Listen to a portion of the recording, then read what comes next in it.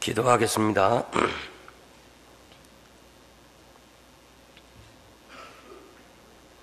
하나님 아버지, 감사합니다. 주의 날에 저희들을 주의 전에 불러주시고 하나님 앞에 예배드리는 가운데 귀한 이 장로님 하나님 앞에 간구했습니다. 지금까지 섬긴 것을 주님이 아십니다.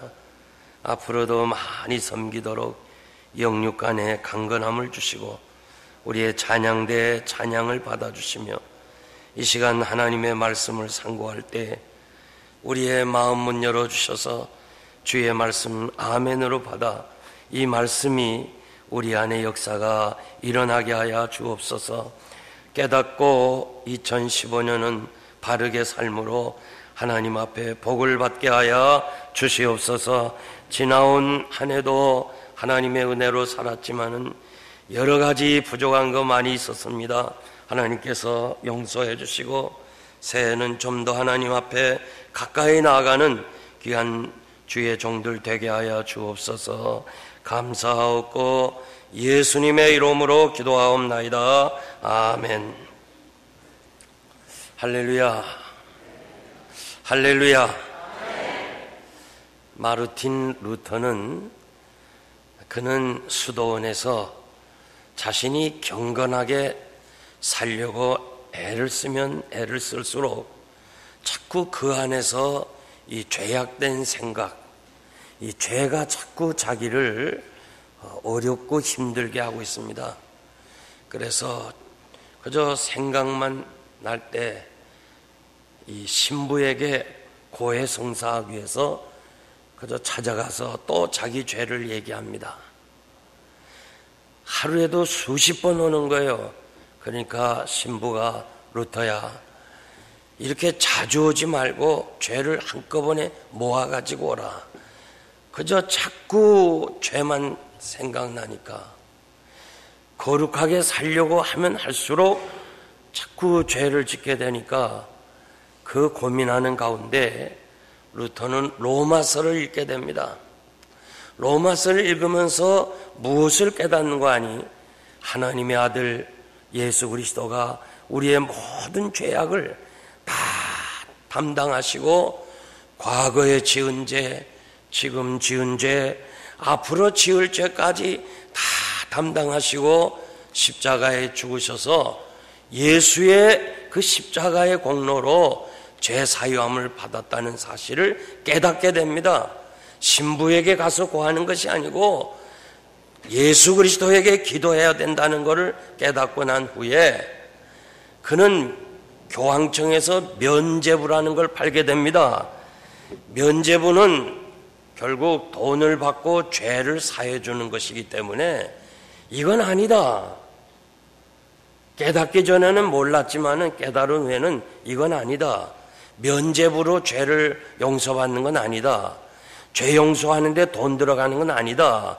이 사실을 깨닫고 1517년 95개 조항의 반박문을 비텐베르크 이 교회 정문 앞에 걸어놓았고 이것이 계기가 되어서 종교개혁을 일으키게 되었습니다.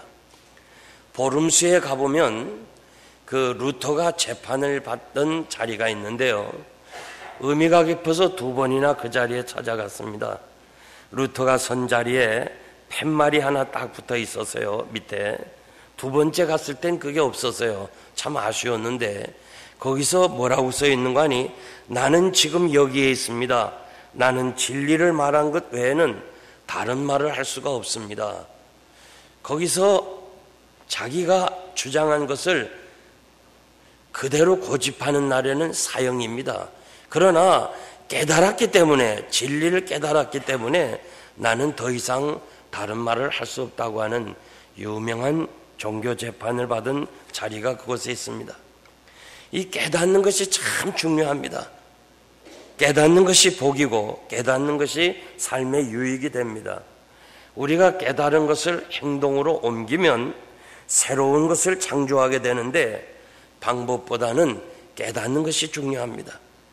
과학자들이 깨달으면 무엇인가 발명하게 되고 미술가들의 깨달음은 작품을 만들고 사업하는 사람이 깨달으면 성공하게 되고 성도가 하나님의 말씀을 깨달으면 복을 받는 줄 믿습니다. 2000금년 이 노벨 평화상 17살 말라라 유사프라이 최연소의 노벨상을 받은 사람인데, 이 여성은 이슬람 국가에서 여자들이 교육을 받는 건 아니다, 그렇게 되어 있는 것을 왜 여자도 교육을 받아야 되지 않느냐, 이 사실을 깨닫고 여성 교육 운동을 시작해서 17살에 노벨 평화상을 받게 되었습니다. 참으로 깨닫는 게 중요해요.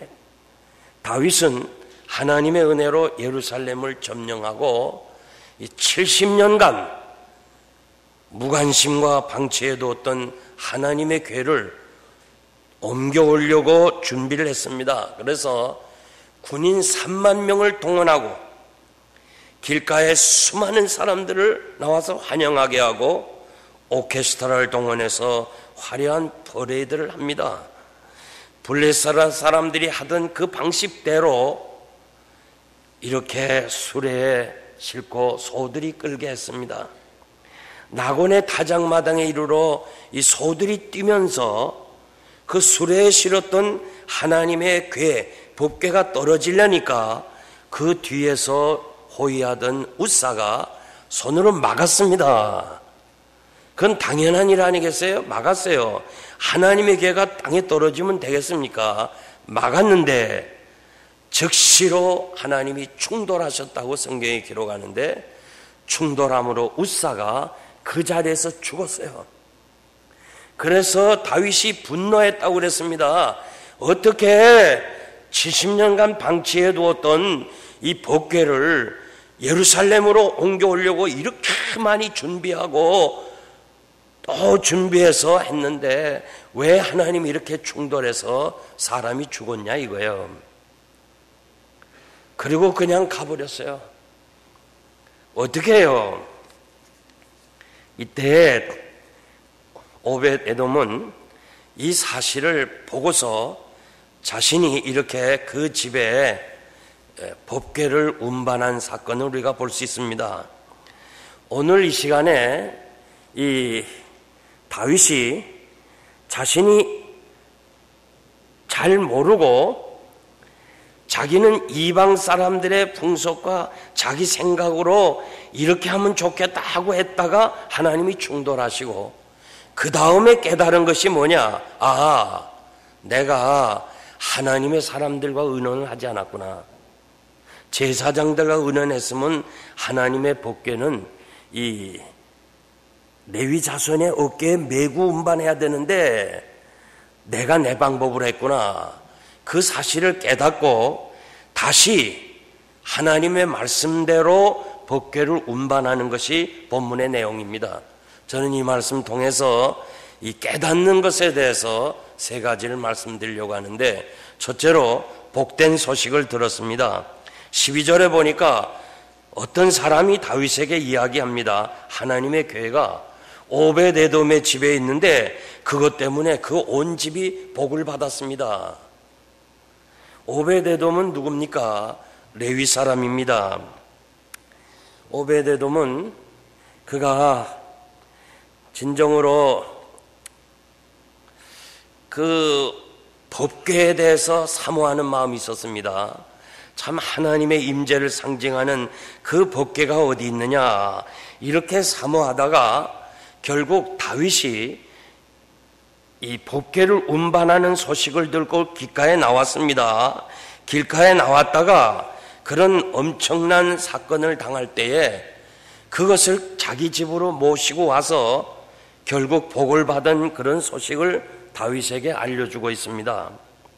오벳에돔은 석 달을 이 법궤를 모셨으므로 그가 복을 받게 되었고, 아비나답은 70년을 법궤를 모셨지만 아들 웃사가 죽는 이런 어려움을 당한 것을 우리가 잘 알 수 있습니다. 이스라엘 사람들은 지금도 세계의 중심은 예루살렘이고, 그리고 예루살렘의 중심은 성전이고 성전의 중심은 지성소고 지성소의 중심은 법궤다. 이 사실을 잘 알고 있습니다. 그래서 이 아비나답은 사울이 40년 동안 이 나라를 다스리는 동안에 사울이 법궤에 대해서 무관심했다고 그랬습니다. 그러니까 아비나답도 자기가 법궤를 모시고 있었지만은 그 중요성을 몰랐어요. 그냥 괴짝처럼 생각했어요. 그러니까 그 아들도 마찬가지죠. 그런데 오벳 에돔은 경건한 사람이기 때문에 법궤가 무엇인가를 알고 있었어요. 그래서 길가에 나갔다가 갑자기 하나님이 충돌하시기 때문에 그냥 그 법궤는 그대로 방치해두고 다윗은 가버리고, 그럴 때 오벳 에돔은 자기 아들을 시켜서 어깨에 메고 법궤를 자기 집으로 모셔오게 됐습니다. 알지 못하고 법궤를 70년 모셨지만 화를 당했고, 깨닫고 석 달을 모셨지만 복을 받은 사건을 우리가 볼 수가 있습니다. 그래서 우리가 70년을 예수 믿고 70년을 신앙생활을 했다 할지라도 깨닫지 못하면 겁당이고, 단 3개월을 믿어도 진리를 깨닫고 정말 하나님이 살아계신 것을 알고 믿는 사람은 복을 받는다는 것을 여러분들이 기억하시길 바랍니다. 매주일 하나님의 말씀을 들어요. 여러분들이 하나님의 말씀을 듣습니다. 그런데 참 잘하신다, 혹은 재미있다, 혹은 무슨 너무 지루하다, 혹은 무슨 결론이 좀 약하다, 그런 식으로 70년 들어야 소용없다고 해요. 단 3개월을 들어도 하나님이 오늘 나에게 목사님을 통해서 말씀하시는구나, 내 것으로 받고 아멘 할 때 거기에 역사가 일어나는 거예요. 저 터키에 가면요, 이고니온이라고, 지금은 코야 지역인데 우리가 아는 대로 사도 바울이 이고니온에서 밤이 맞도록 설교를 했습니다. 설교를 했는데 바울이 얼마나 설교를 지루하고 길게 했으면요, 이 유두거라는 청년이 너무 더워가지고 이렇게 창문가에 걸터 앉았다가 졸았어요. 설교할 때 그 잠이 올 때 있죠. 잠 오는 것도 참 잘못됐지만은 잠을 자게 하는 설교자도 문제죠. 그래가지고 결국은 너무 설교가 지루하고 그래서 창문가에 걸터 앉았다가 떨어져 죽었어요. 그런데 그 창문, 열린 창문으로 바울의 설교를 들은 바로 옆집에 이 테크나라는 여성이 이제 약혼자와 함께 앞으로 우리가 어떻게 행복하게 지낼까, 결혼을 앞두고 서로 이렇게 만나서 이야기하다가 그 열린 창문을 통해서 바울의 말씀을 들었어요. 그래갖고 그 진리를 깨달았어요. 깨달아가지고 약혼자와 결혼하지 아니하고 바울의 여제자가 돼서 첫 번째 순교한 사람이 바로 테크나예요. 그 이고니온에 가면 그분의 순교의 기념교회가 있어요. 그러니까 안에서 바울의 설교를 듣고 졸다가 떨어지는 사람이 있는가 하면 열린 창문을 통해서 말씀을 듣고 은혜 받고 헌신한 사람이 있는 거예요. 중요한 것은 말씀을 듣고 깨닫는 것이 중요해요. 신앙은요, 연수가 중요한 게 아니에요. 다른 건 뭐 연수가 중요하다 그러지만은 신앙은 제일 중요한 것이 지금이 중요해요. 다윗은 오벳 에돔의 집에 하나님이 축복하셨다, 그 법궤를 모셨는데 3개월 모시고 축복받았다, 이 사실을 듣고 아하, 하나님의 궤를 모시면 하나님의 임재인데 그 모시면 내가 복을 받는구나 나도, 그러면서 자기가 깨닫게 되는 거예요. 다시 모셔오자, 깨닫는 거예요. 여러분, 예수 믿으면 복 받는다, 듣기만 하면 안 돼요. 알기만 하면 안 돼요. 깨닫는 게 중요해요. 깨달아야 돼요. 70년 설교 들어도 순종하지 않으면 아무것도 아니에요. 단 3개월 들어도 순종하고 깨닫고 행동하면 복을 받을 줄 믿습니다. 라반이 야곱에게 이렇게 말씀하죠. 여호와께서 너로 인하여 내게 복을 주신 것을 깨달았다. 내가 지금 축복받은 거, 이 사업이 잘 되는 거, 이게 내가 한 것이 아니고 너로 인하여 하나님이 나를 축복한 거 깨달았다. 가지 말라. 붙잡는 거 아니에요? 깨달아야 돼요. 제가 여러분들에게 꼭 말씀드리는데요, 설교 들을 때마다 나에게 주신 말씀으로 아멘하고 받아야 돼요. 아멘입니까? 아멘하고 받아야 돼요. 내 것으로 삼아야 돼요. 그리고 그 말씀을 묵상할 때 새롭게 역사가 일어날 줄 믿습니다. 두 번째 법궤 운반인데요, 13절에서 15절 보니까 여호와의 궤를 맨 사람들이 6걸음을 행하여 다윗이 소와 살찐 것으로 제사를 드렸다. 역대상 15장 11절 이하에 보니까 그 궤를 맨 사람들이 이름이 기록되어 제사장 사독과 아비아달, 레위 사람 우리엘과 아샤와 요엘과 스마야와 엘리엘과 아미나답을 불러서 너희들이 여호와의 궤를 매라. 전에는 너희가 매지 아니하였기 때문에 여호와께서 우리에게 충돌하신 것을 내가 깨달았도다. 그러니까 산만의 대군을 거느리고 퍼레이드를 하고 이방 사람들, 블레셋 사람들이 법궤를 이스라엘로 데리고 온 것처럼 그런 식으로 화려하게 하다가 충돌했고, 이제 내가 깨달았다는 거예요. 법궤는 하나님의 말씀대로 레위 지파가 어깨에 메고 와야 되는 것을 깨달았다는 거예요. 여러분, 우리는요, 하나님이 원하시는 대로 순종해야 돼요. 내 방법으로 섬기면 안 돼요. 인간의 방법으로 교회 일하면 안 돼요. 하나님의 방법으로 해야 돼요. 이렇게 가나 저렇게 가나 서울만 가면 된다, 결론만 좋으면 된다, 그거 아니에요. 우리는 못 가더라도 바르게 가야 돼요. 이것이 하나님이 기뻐하시는 아름다운 교회, 섬기는 교회인 줄 믿습니다.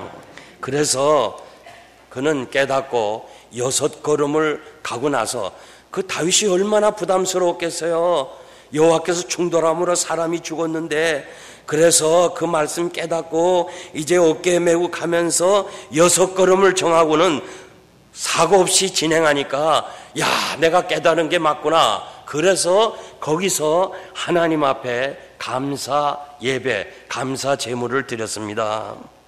우리가 무슨 일을 다 마치고 감사하는 것도 좋지만은 시작하면서 감사하는 것 참 좋아요. 제가 한국에 있을 때요, 82세 난 권사님이 자기가 40년 동안 병원에 간 적이 없대요.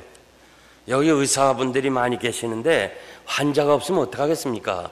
근데 40여 년 동안 자기가 병원에 간 적 없고 건강하다고 그래서 그 비결이 뭐냐 하니까 새해 첫 주일 1년 동안에 병원에 갈 돈을 다 그냥 하나님께 바친대요. 그래서 자기는 이렇게 40년 동안 하나님께 건강하다는 거예요.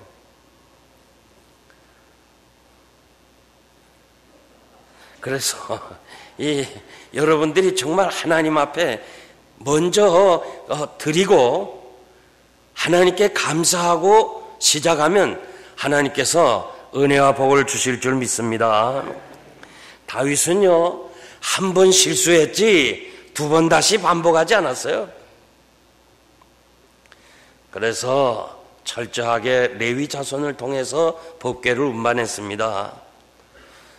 여러분, 믿음에는요, 지름길이 없어요. 믿음은 지름길이 없어요. 옛날이나 지금이나 기차는 철로 위를 달리는 것처럼 우리는 말씀과 기도로 하나님이 원하신 방법대로, 늦어지는 것 같지만은 안 되는 것 같지만은 하나님의 말씀대로. 요즘 많이 교회가요, 자꾸 세속화돼요. 세상 방법을 도입해요. 사람들만 모으기 위해서 그냥 믿지 않는 사람, 믿음도 없는 사람, 그냥 세상 사람들 가수 불러다가 노래하고 간증하고, 이거 안 됩니다. 하나님의 교회는 하나님이 원하는 대로 섬겨야 될 줄 믿습니다. 다시는 우리가 금년에 여러 가지 여러분들이 하나님 앞에서 잘못된 거 있으면 연말에 다 회개하시고 그 다음에 새해는 다시는 그런 반복을 하면 안 됩니다. 이제까지 역사 중에 그 많은 목사님들 중에 누가 제일 잘못됐냐, 못된 목사냐 물으면 저는 홍택기 목사라고 얘기하고 싶어요. 왜 그러냐? 이분은 그 총회에서 총회장으로 장로교가 유일하게 신사참배를 안 했는데 그 총회장이 이제는 신사참배해도 됩니다 하고서 결의를 했어요. 망치를 두드렸어요. 그 다음부터 일본 순사들이 이제 총회가 결정했는데 법을 세웠어요. 왜 너희들이 신사에게 절하지 않느냐 하면서 잡아들이기 시작했어요. 합법적으로 잡아들였어요. 옛날에는 그냥 신사에게 절을 해야 된다 강압했지만 이젠 법으로 해결했으니까. 그러니까 제일 나쁜 목사 아니겠어요? 그런데 그러면 제일 좋은 목사는 누구냐? 제일 훌륭한 목사는 누구냐? 난 역시 홍택기 목사라고 얘기하고 싶어요. 왜냐? 공산당들이 다시 이북에 들어왔어요. 그래가지고 과거에 전력이 있잖아요. 홍택기 목사가 일본하고 이렇게 손잡고 이렇게 총회장으로서 두들겨 줬거든요. 그래서 공산당이 와서 유혹했어요. 이번에도 우리와 같이 일하자. 우리 좀 도와달라 할 때 내가 한 번 잘못했지. 다시는 두 번 안 합니다. 내가 한 번 잘못했지 두 번 다시 안 합니다. 순교했어요, 순교. 그러니까 훌륭한 목사 아니에요? 우리가 인간이기 때문에 약하여 넘어질 수 있어요. 하나님의 뜻을 어길 수 있어요. 죄 질 수 있어요. 그러나 다시는 그런 죄를 지으면 안 돼요. 죄를 깨닫고 회개하고는요, 그 다음에 죄를 지으면 안 되는 거예요. 다윗은 여호와 앞에서 힘을 다하여 춤을 추면서 배에 옷을 입었더라고 그랬습니다. 여기 여호와 앞에서라는 말은 여호수아 6장 4절 보니까 여리고성을 점령할 때에 그 제사장들이 언약궤 앞에서 이렇게 참으로 행진하였다 그런 말씀 보니까 다윗이 언약궤 앞에서 춤을 추면서 들어갔어요. 여러분, 우리는 하나님 앞에서 살아가야 돼요. 개혁주의자들의 그 목표가 뭐예요? 여호와의 면전 앞에서, 하나님의 보시는 앞에서 살아가는 거, 이것이 개혁주의자들의 삶이었고 신앙이었어요. 하나님이 아브라함에게 너는 내 앞에서 행하여 완전하라, 정직하라. 여러분, 우리는 하나님 앞에서 사는 거예요. 때로는 우리가 거짓말할 수 있어요. 그 상황을 어떻게 하든지 모면하기 위해서 이해관계 때문에 거짓말하고 양심을 속일 수 있어요. 그런데 하나님이 아브라함에게 너는 내 앞에서 정직하게 살아가라. 하나님의 면전 앞에서 사는 거예요. 여러분, 지금 하나님이 보시는 앞에서 살아간다. 이 신앙 가지고 살면 산이 평지가 되는 역사가 있을 거예요. 하나님 말씀했어요. 너는 내 앞에서만 완전하면 아브라함아, 내가 내 뒤에서 전능자가 되어줄 거라는 거예요. 에레미야 7장에 보니까 하나님이 너무 답답해서 에레미야야, 너 저 성전 문 앞에 서서 내게 들어오는 자들에게 이렇게 얘기를 해다오. 너의 길과 행위를 바르게 하고 예배를 드려라. 그래야 내가 너희들 예배를 받겠다는 거예요. 에레미야야, 너 백성들 위해서 기도하지 말어. 내가 내 기도 듣지 아니하겠어. 백성들이 범죄하고 잘못되니까 아무리 예레미야가 기도해도 내가 네 기도 듣지 아니하겠다고 예레미야 7장 15절에서 말씀하고 있습니다. 그러므로 여러분, 어떻게 하든지 우리들은 하나님의 면전 앞에서, 하나님 보시는 앞에서 살아가는 여러분 되시기를 바랍니다. 그리고 힘을 다하여세요. 역대상 29장 2절 보니까 내가 이미 내 하나님을 위하여 힘을 다하여 예비했다. 다윗은 자신이 최선을 다해서 힘을 다해서 섬겼어요. 여러분, 우리가 하나님 앞에서 주의 일 하면서 우리가 최선을 다하면 돼요. 최선을 다해서 하나님 앞에 섬기면서 즐겁게 춤을 추면서 그는 다윗성으로 법궤를 운반하고 있었습니다. 베드로전서 5장 2절 보니까 하나님의 일을 부득이함을 하지 말라. 여러분, 억지로 하지 말아요. 헌금도 마찬가지예요. 억지로 하지 말라. 시편 100편 2절 보니까 기쁨으로 여호와를 섬기라고 그랬습니다. 아무쪼록 이 제단은 기쁨으로 섬기시길 바랍니다. 여러분들이 주의 일 하면서 항상 즐겁게 해야 돼요. 목사님이 즐겁게 목회하도록 여러분들이 도와줘야 돼요. 여기 와보니까 동산들인데 동산이 뭐예요? 즐거운 거 아니에요? 여러분의 그 동산들이 즐거워야 돼요. 모이면 즐겁고 헤어지면 다시 만나고 싶고 그러한 아름다운 진정한 동산이 되기를 바랍니다. 그리고 다윗은 배 에봇을 입었다고 그랬습니다. 법궤를 운반해야 갈 때에 왕의 예복이 뭐 필요해요? 하나님 앞에서 다 죄인인데 자기가 지난번에 정말 충돌한 사건을 보면서 자기도 똑같이 사람들과 함께 배 에봇을 입었다고 그랬습니다. 노래하는 자들과 똑같이 입었습니다. 하나님 앞에서 모든 것이 평등하다는 거예요.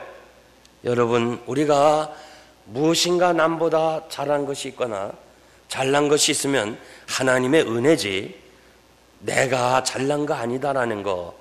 금년 한 해를 보내면서 뭔가 자랑스러운 거 있어요? 그건 하나님의 은혜고 하나님께 감사하는 기회가 되기를 바랍니다. 이제 마지막으로 이 미갈의 비난입니다.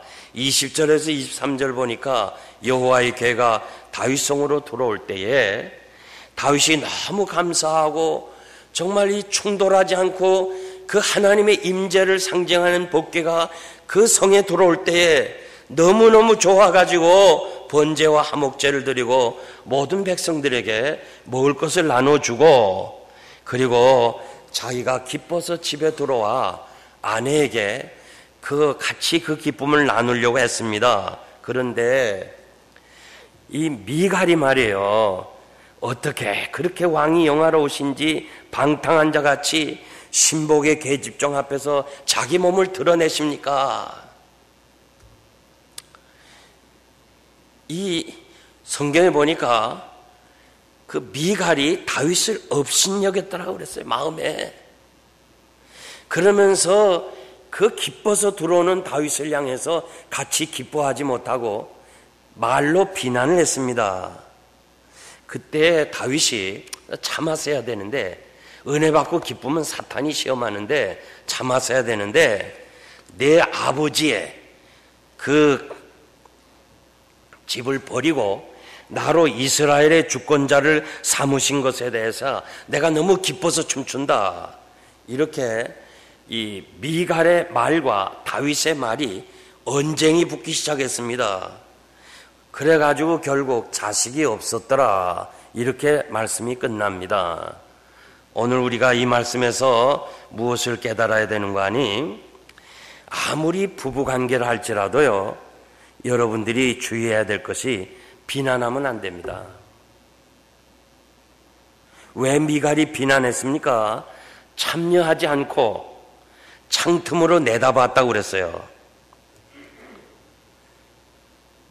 만약에 미갈이 다윗성으로 옮겨오는 그 법궤를 같이 참여했다면요, 너무 좋아서 그분도 춤을 췄을 거예요. 그런데 창틀으로 내다보았어요.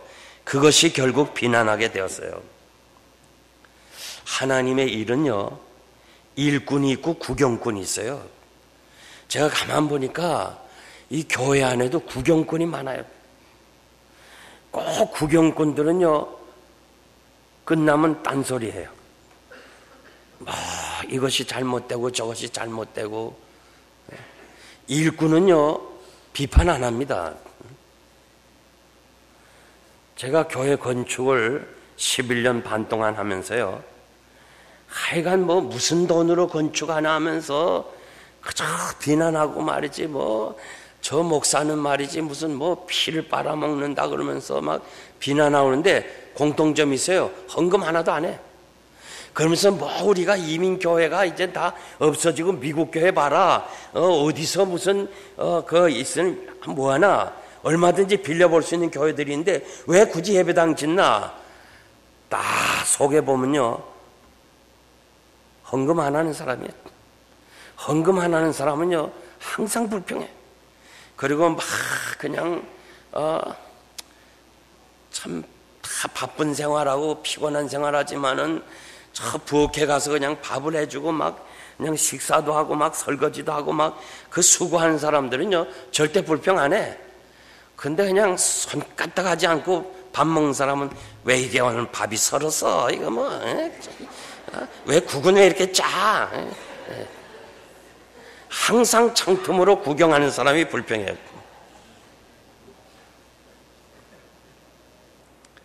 그리고 왜 이 미갈이 남편을 이렇게 비난했느냐?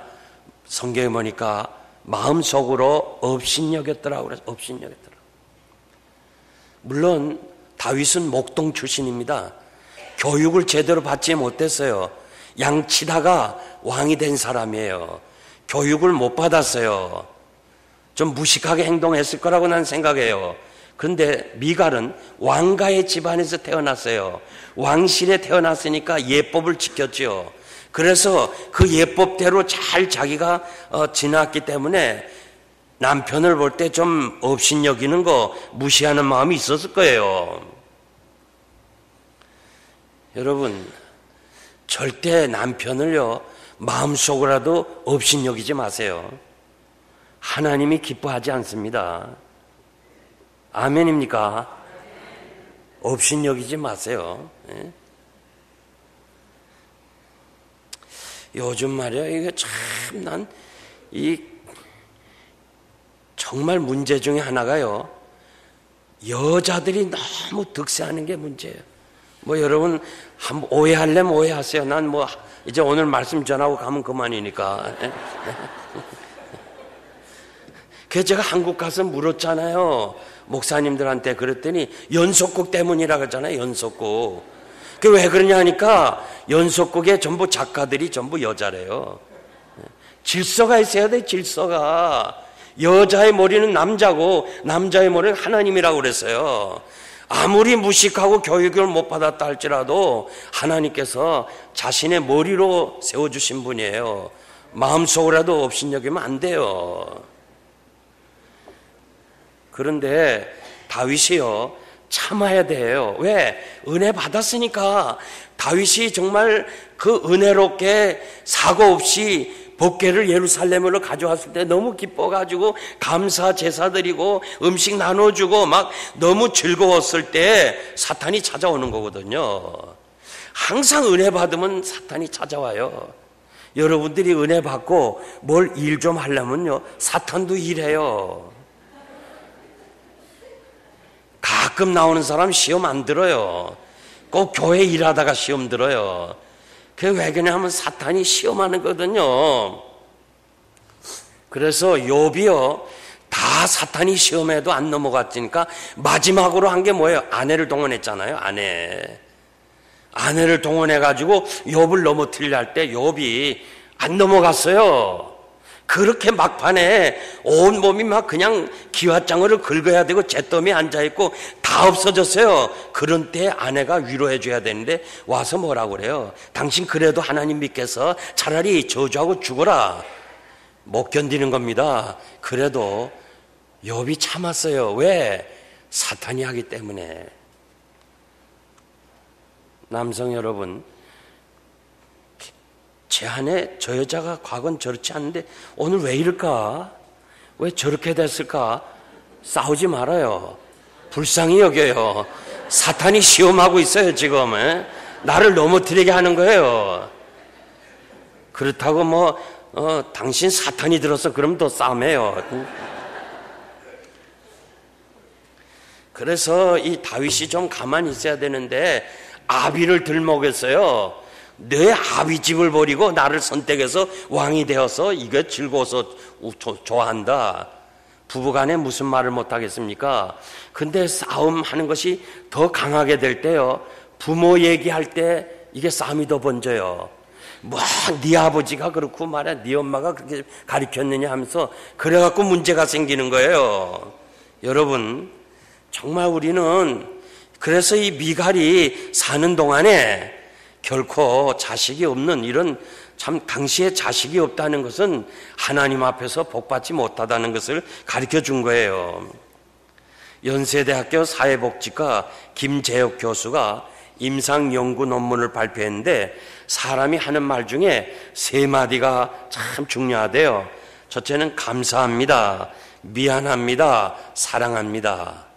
감사합니다, 미안합니다, 사랑합니다. 자, 첫째 뭐예요?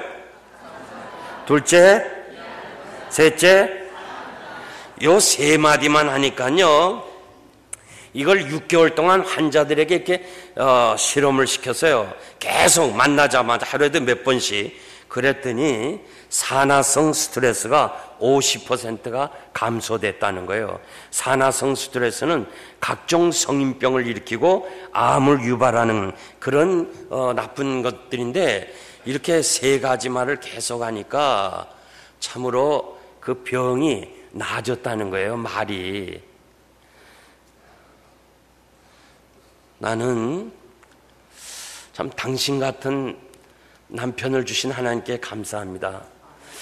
난 당신 때문에 참 너무너무 행복하고 생각할 때마다 하나님께 감사하고, 당신이 이렇게 참 수고하고 힘들게 살아서 나와 내 자녀들이 너무너무 행복하게 살아요.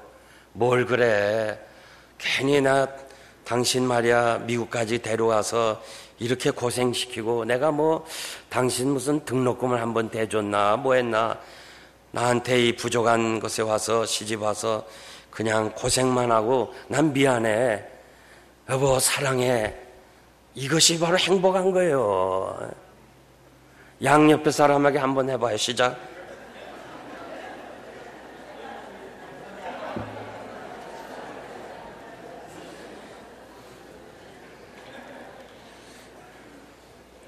오늘부터 여러분 집에 돌아가셔서 새해는요 항상 감사합니다.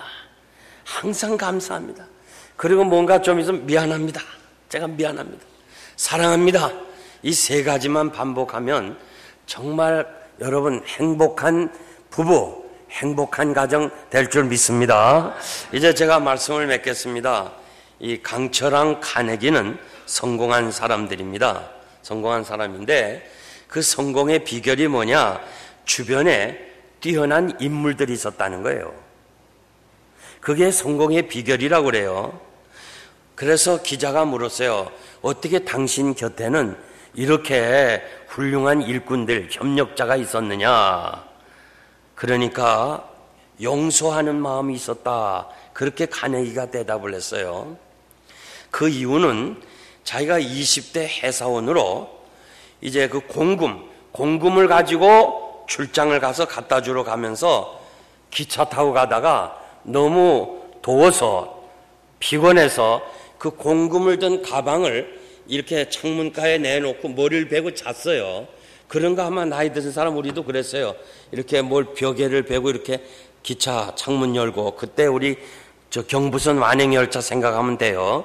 그렇게 했는데 그만 졸다가 돈 가방을 떨어뜨려서 어떻게 해요? 기차는 달리는데. 그래서 카네기가 기관사한테 달려간 거예요. 달려가서 제발 나를 살려달라고, 내가 이렇게 자다가 내 돈 가방 이 공금을 떨어뜨렸으니 난 이제 죽는다고, 좀 살려달라고 막 너무너무 애원하니까 기관사가 기차를 후진시켜 줬어요. 후진시켜서 잃어버린 돈가방을 가지고 왔어요. 그러고 나서 카네기 마음속에 나도 사람들을 용서해야 되겠구나. 그 용서하는 마음을 가지게 됐어요. 그래서 자기가 그 사실을 깨닫고 자기 직원들이 잘못했을 때 너 그만둬! 나가! 그러질 않고 용서를 해줬어요. 다음엔 그러지 마라. 그러니까 자기는 이제 떨어질 줄 알았는데, 끝날 줄 알았는데 카네기가 용서해 주니까 그래 나도 열심히 카네기를 위해서 일해줘야 되겠다. 그런 사람들이 모여가지고 결국은 카네기가 성공했다는 거예요. 지금 땅콩 사건 있죠? 참 이 사람이 제 설교를 들었으면 이런 실수를 안 할 텐데, 원래가요 1등석에는 그 땅콩을 드시겠습니까? 물어야 돼요.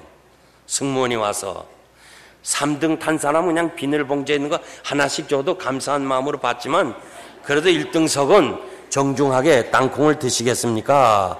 묻고 먹겠습니다. 그러면 봉지에 주는 것이 아니라 조그만 옹기 그릇에 딱 갖다 드려야 돼요. 근데 이걸 몰랐어요. 근데 이 말하자면 대한항공의 그 주인 딸이 말이요, 한 번쯤 용서해 줬으면 되잖아. 다음은 그러지 마라. 이렇게 해라. 그러면 되는데 그냥 어떤 봉건주의 사상으로 가지고 그를 그냥 책망하고 큰소리치고 다시 또 이 게이트를 출발한 걸 다시 또 터미널로 들어가게 하고 그러는 바람에 그분은 완전히 매장되고 말았어요. 여러분, 이 한 해가 가기 전에 용서할 건 좀 용서해요. 그리고 우리가 새해를 맞이해요. 여러분 집에 가서요, 애들한테 한번 물어봐요. 아들아, 딸아, 너 엄마가 너한테 잘못한 거 있니? 막 나올 겁니다. 막 나올 거예요. 다 풀고 가야 돼요. 풀고 가야 돼요. 진짜예요. 애들이 모르는 것 같지만요, 다 알아요. 여기 우리 미스터 조 있었잖아요. 버지니아 텍 공대를 그 엄청난 사건.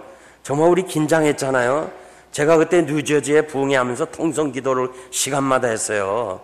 그래서 참 무사히 지나갔지만은 제가 물어보니까요, 그 정신과 의사인 저희 교회 장로님하고 얘기했는데 아이들이요 상처받으면 없어지지 않는데요, 그것이 마음에서 자란대요. 그 상처가 자라가지고는 두 가지 현상이 나타나는데, 하나는 자살로 나타나거나 하나는 폭력으로 나타난대요. 다 우리가 용서를 주고 용서를 받고 새롭게 출발해야 돼요. 여러분 아이들 모르는 것 같지만요, 다 알아요. 너 왜 이렇게 아버지 안 보려고 그래? 옛날에 어릴 때 천둥치고 막 무서워서 아버지 나가지 마, 우리하고 있어. 이놈 새끼 집에 봐. 무섭긴 뭘 무서워. 아버지가 나가버렸어요. 이제 대학을 나오고 직장 생활하면서 그때 그 감정 때문에 아버지 안 본다는 거예요. 제가 우리 딸을 말이요 결혼시키기 위해서 이렇게 한번 봤잖아요. 보니까 좋아요. 본인도 의사고 아버지도 의사고 그 집에서는 하자 굴고, 그래서 딸 보고 따라 해라 그랬더니 믿음이 없대요. 남자가. 믿음은 말이야, 총각 처녀 믿음은 잘 몰라. 네가 가서 남편 믿음 생활하면 될 거 아니야. 너 왜 그렇게 고생하려고 그래? 그 집 가면 맨하탄에도 벌써 그 콘도가 있다고 그러고 말이야. 너무 좋아. 그냥 가라. 제가 막 푸시하니까 아빠 언제부터 그렇게 내게 관심이 있었냐 그래. 그래서 야, 내가 너한테 관심 있는 거 당연하지. 그 무슨 말이냐? 섭섭하다 그랬더니 아빠 그렇게 관심 있으면 졸업식에 한 번도 안 와요. 나는 얘가 너무 아름답게 성장해주고 한 번도 불평 안 했어요. 근데 나는 신방 가느라고 졸업식 못 갔어요. 국민은 초등학교 못 갔죠. 중학교 못 갔죠. 고등학교 못 갔죠. 대학교는 주일날 하기 때문에 아예 안 갔고. 그랬더니 나는 얘가 아무 소리 안 해서 괜찮은 줄 알았어요. 그랬는데 그 순간에 가서 아빠가 관심 있으면 내 졸업식 한 번도 안 왔냐 이거야. 아우, 난 깜짝 놀랐어요. 그래서 그거 해결하느라고 돈 좀 썼어요. 여러분, 정말 다 털고 가요. 다 아들에게도요, 다 풀고 가고, 부부 관계에 있으면요, 부부, 여러분 오늘 집에 돌아가서 여보 내가 잘못한 거 있나? 다 우리가 용서를 받고 용서를 주고 새롭게 출발하길 바랍니다. 어떤 사람은요, 보기만 해도 깨닫는 사람이 있어요. 어떤 사람은 설교를 듣고 깨닫는 사람이 있어요. 어떤 사람은 매를 맞고서야 깨닫는 사람이 있어요. 어떤 사람은 죽을 병이 걸려서야 깨닫는 사람이 있어요. 예수님의 부자와 거지에 대한 비유에 대해 말씀 보니까 부자는요, 죽어서 깨달았어요. 죽어서 깨달았어요. 주님이 천국 비유를 말씀하시면서 제자들에게 이렇게 물었어요. 너희가 깨달았느냐? 깨달았느냐? 매 맞고 깨닫지 말아요. 오늘 말씀 듣고 깨달아요.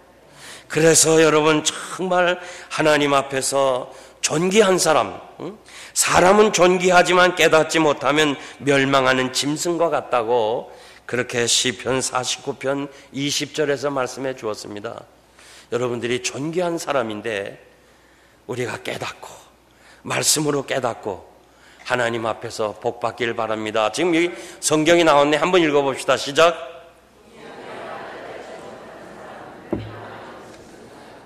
네, 이거 화면을 보면서 양옆 사람에게 좀 얘기하세요. 존귀하지만 깨닫지 못하면.